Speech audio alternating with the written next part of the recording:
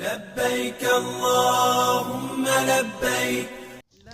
Ndagusuje kandi guhaye ikaze ukurikirana ibiganiro bya Sharia TV aho uherereye hirya no hino mu nguni z'isi cyangwa se ku migabane igiye itandukanye by'umwihariko abari mu gihugu cyacu cy'u Rwanda.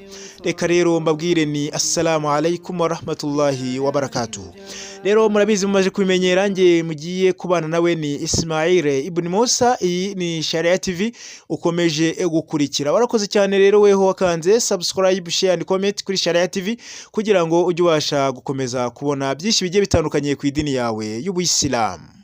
Nta kindi rero kiri kuvugwa mu idini yacu y'Ubuyisilamu usibye yuko ikiri kuvugwa yuko ari hijab. Abanyarwanda rero abayisilamu n'abayisilamukazi b'abanyarwanda nabo bitabiriye umutambagiro mutagatifu, aho uru rugendo rwabo rwatangiye tariki 6 z'ukwezi kwa gatandatu ndetse bagakora urugendo rugera ku masaha berekeza hariya mu gihugu cya Maka aho baruhukiye ku kibuga cya Jeddah.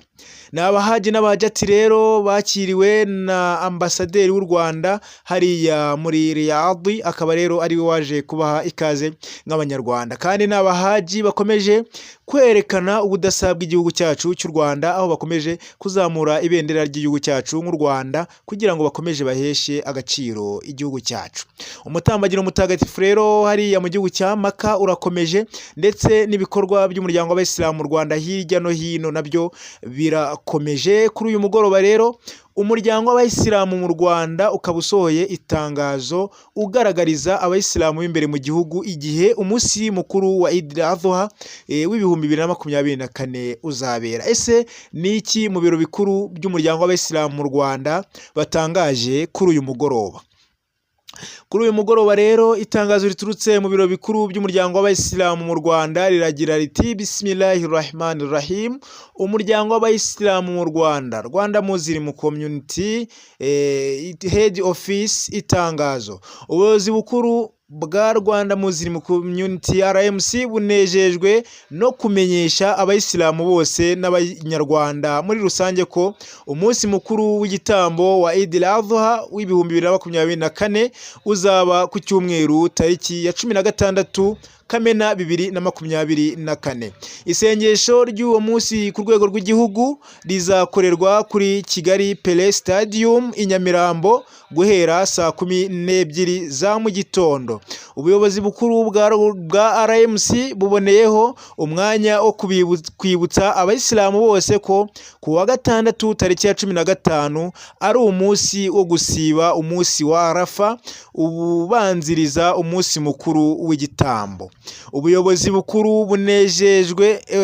bukuru buboneyeho umwanya wo kwifuriza abayisilamu n'abanyarwanda bose muri rusange umunsi mukuru mwiza wa Eid al-Adha umwaka w'ibihumbi 2024. Muhorane amahoro y'Imana. Bikorewe i Kigali ku wa 11 Kamena 2024. Sheikh Sindayigaya Musa mufti w'u Rwanda niwe wasinye kuri iri tangazo. Ngibyo rero ibivuye mu biro bikuru by'umuryango w'Abayisilamu mu Rwanda, akaba rero ari itangazo risinyweho na mufti mushya Dr Sheikh Sindayigaya Musa, aho bamaze gutangariza abayisilamu b'imbere mu gihugu umunsi mukuru wa Eid al-Adha igihe uzabera.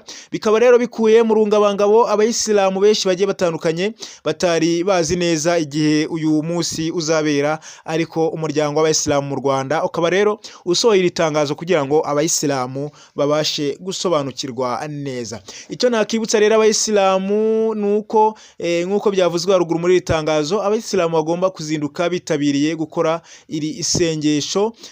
Abazasarira rero kuri Kigali Pele Stadium, akaba rero itangazo rivuga ko isaa 12 bagomba kuba bageze hariya kuri Kigali Pele Stadium.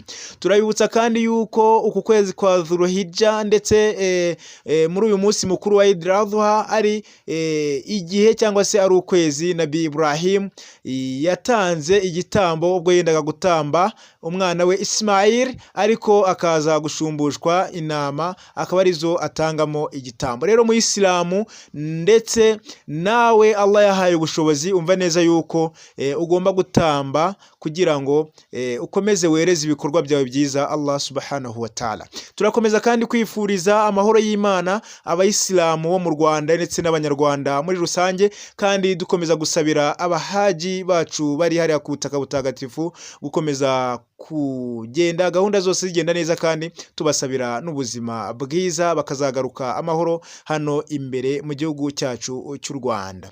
Turabibutsa kandi yuko Sharia TV rero ibagezaho byinshi bigiye bitandukanye, mukomeze mukande subscribe, share and comment kugira ngo dukomeze tubane 5 kuri 5. Ngiye mwari kumwe nawe ni Ismail ibn Musa, ini Sharia TV. Wassalamu alaikum wa rahmatullahi.